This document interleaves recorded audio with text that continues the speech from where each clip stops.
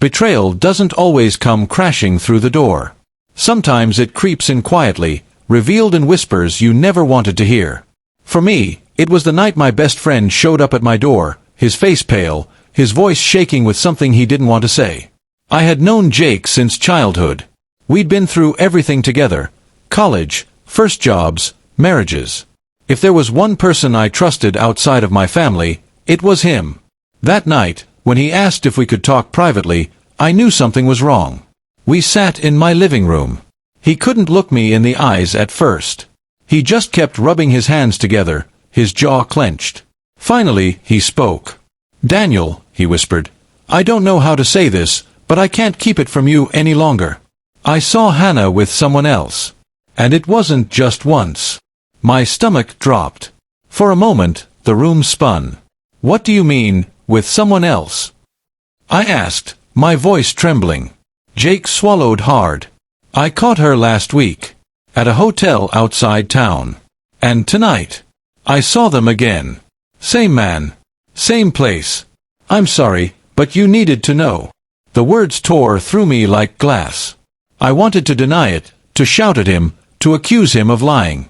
But I couldn't. Because deep down, I had felt it. The distance.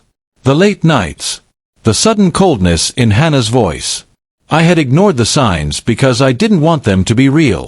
"Why didn't you tell me sooner?" I asked, my voice cracking. "Because I hoped I was wrong," Jake said, tears in his eyes. "I hoped it was nothing. But when I saw them again tonight, I knew I couldn't look you in the face without telling you." Silence filled the room.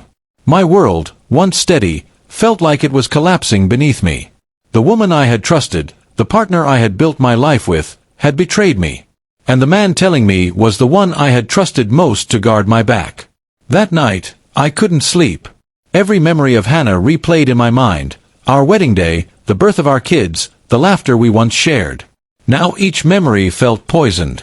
The next day, I confronted her. She didn't even try to deny it. She just stared at me with tired eyes and whispered, "I'm sorry, Daniel. I didn't mean for you to find out this way." That was the moment I realized she had no regret for the act itself, only for being caught. I walked away, my heart shattered, but I wasn't alone. Jake stood by me every step of the way.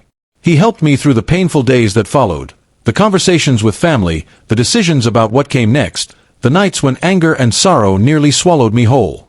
Some people said I was lucky to have found out. Lucky. I felt anything but lucky. But as weeks turned into months, I started to understand what they meant. I could have lived in a lie for years, never knowing the truth. But because of Jake's courage, I was free to see things as they were. Hannah and I separated soon after. The pain didn't vanish, but with time, I began to heal.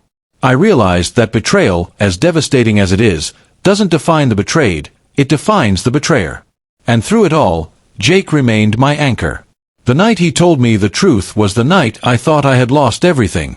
But in reality, I discovered I still had something priceless.